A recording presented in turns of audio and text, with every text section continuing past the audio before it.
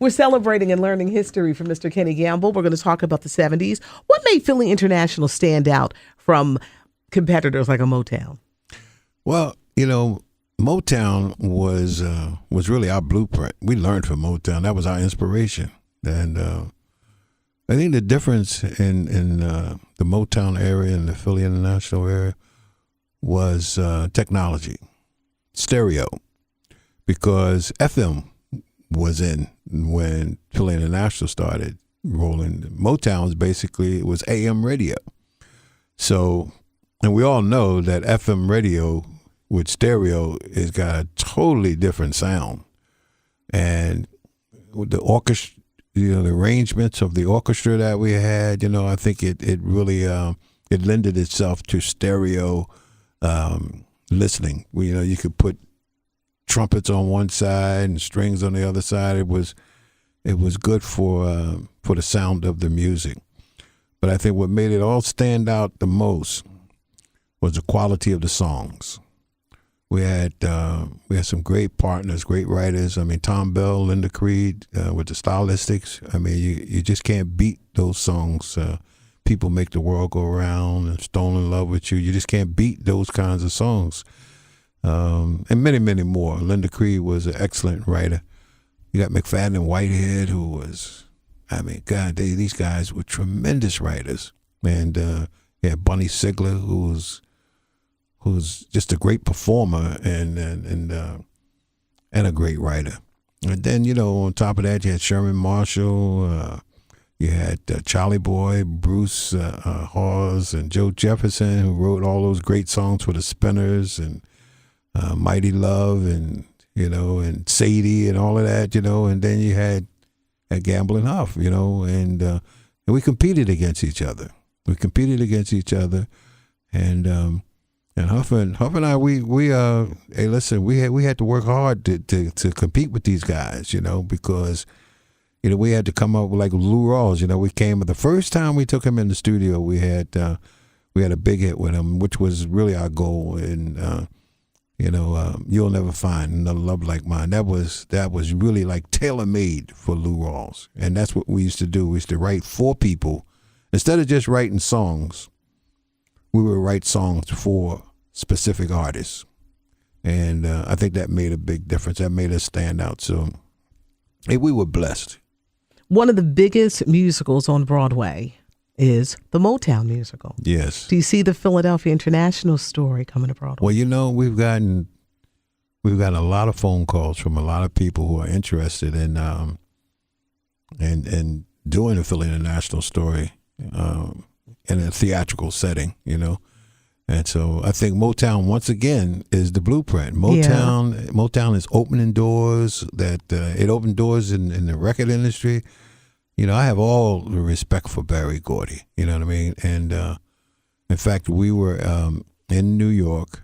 My wife and I, we went to the opening of the Motown musical. When Donna Ross and all of them was there. So Holland Dozier and Holland, who's, I mean, you can't get much better than Holland Dozier. Holland, all them great songs they wrote, "Baby Love" and "I Hear a Symphony." I mean, these are classic songs, And so we saw Berry Gordy, and he was glad to see us, And I think that he deserves it, because he told his story. He told what happened to him during all this time, because it's not easy. The whole thing is not easy when you're dealing with a lot of people. And so I think one day, hey, I would love to see the Philly International story on stage. I'd love to see it in movies. I mean, you got so many great people. I mean, Phyllis Hyman is a story in itself. In itself. I mean, Teddy Pendergrass is a movie within itself. Yes. You know what I mean? Mm-hmm. So you got the OJs, you got Billy Paul. I mean, so it's just been a blessing to even be. It's not often that that you want to do something in life. Ever since I've been like a little guy, just wanting to be in music, and then it really happens for you. And when it happens, you say, boy, I'm really blessed, because I used to pray all the time. I say, Lord, can you give me a hit record? You know what I mean? And then when we got a hit record, I said, oh, man. And then I said, Lord, can you give me one more? So, I mean, so you feel, you're thankful for your blessings, you know, and I'm really thankful. And, hey, listen, I'm just glad to be 70, you know, I got to come, you know, but look, I'm just looking at all the years that's going by, you know, and, well, we are very thankful for you. We thank you for taking time out of your schedule. Yeah, I'm glad. We thank you for the music, what you've done for the communities, because you're so much more than just the record person. It's true. What you're doing in the community with helping housing and feeding and teaching. Your vision goes way beyond the music, where you touch us with the music, but what you've done in our communities to help our people, to give them hope, give them a reason for tomorrow. A lot of people walk around, they're hopeless. That's true. But you know, Patty, long ago, you know, I thank my mother for bringing me up in a very spiritual environment. And we really have to stop and think sometimes, say, well, why are we here in the first place? I mean, who are we? I mean, where do we come from, and where are we going as humans, you know? And so I found the answer to all of that years and years ago, that we are here as servants. We are here. Why did God make us? I mean, he made the worm so that the earth would be, they could eat the earth and then spit it back out so you could even grow food. He made the butterfly, the bees, and all these things here to pollinate and whatever. Everything has been created with a purpose. And humans, we have a purpose also.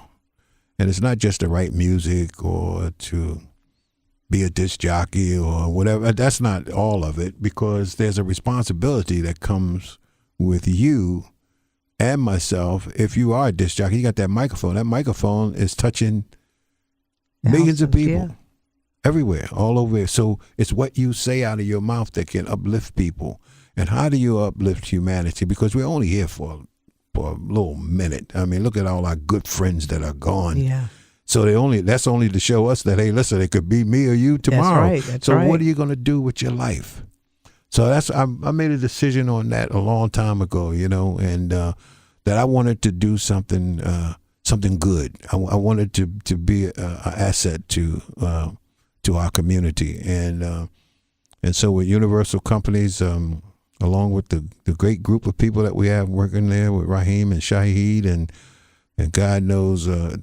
I mean, so many people. We're over at Orden Reed. That's your old school. Yes. And we're loving it. We're loving it because it's an opportunity, because everything starts with education. We tried to figure out. We say, well, why is our community in the shape that it's in? What happened? What happened to us? So you got to go all the way back. You go all the way back to a time when in this country it was against the law for our ancestors, the children of the slaves. It was against the law for them to read or write. Okay, so now it was against the law for our ancestors to own property. It was against the law for our ancestors to get married. So you see, here in 2013, those things are still going on.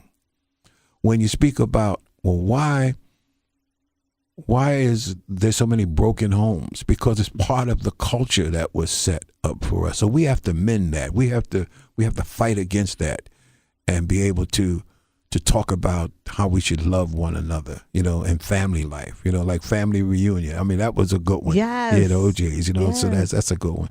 So a lot of our songs had social commentary to them.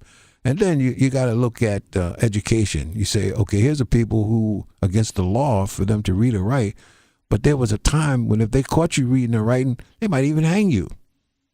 They might cut your tongue out. So we were in a hostile environment, and we're in a war. We're in a war for our people, for our dignity, a war for our upliftment. And so, you know, we all should do as much as we can, when we can, to help our communities. And so when you think of the image that they try to give us and all these young brothers and sisters in prison, and whatever, you kind of look at it and say, well, all of this was designed, and we have to fight against it, in a very nonviolent method. I mean, it's the thinking man's world. It's not a violent world. Violence will get you nowhere. You basically have to think our way out of this whole situation. I think we're doing good. We're doing good, and we just have to work together. And that's why we wrote songs like Unity and Give the People What They Want with the OJs, and For the Love of Money, what people will do for, people do anything for money, Yep. So Tom Bell and Linda Creed wrote a song for the Spinners. It was called The Ghetto Child. And it's a great song. He said, life ain't so easy when you're a ghetto child. So me and you, Patty, we're ghetto child. We're from good old South Philly. Good old South Philly. That's what South it is. Philly, yeah, I love South Philly, North Philly, West Philly, and Camden, everywhere, you know. And, that's where my career started, in Camden. I always have Camden will always have a special place in my heart. You was on a radio station over there? Yeah, WSSJ, 18th floor, City Hall. Ain't that something? That's where it started. That's where Jerry Blavitt was over there. That's where Jerry Blavitt was over there. So, well, you've done great. And, I just like to give a shout out to my wife and my kids and to all my friends and to my partner, Leon Huff, and, everybody, because we're going to make it. We're going to make it. We got to be able to pass the baton now to our children, because the time is closing in on us, and,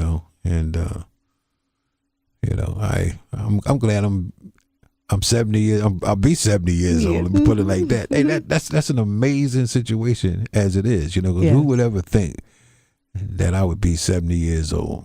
It makes you think different. It does. It makes you think different. Yeah. A friend of mine told me one time he had just turned 70 not long ago. I said, well, brother, how you doing? He said, I'm trying to act my age. I like that. I'm trying to act my age. Yeah. That was a good friend of mine. His name was Ike. And he had just turned 70, I think 70 or 71. And I said, how you doing? He said, I'm trying to act my age, that's what I'm going to take that advice. Yes. Try to act my age. Just act your age. Yeah. Mm-hmm.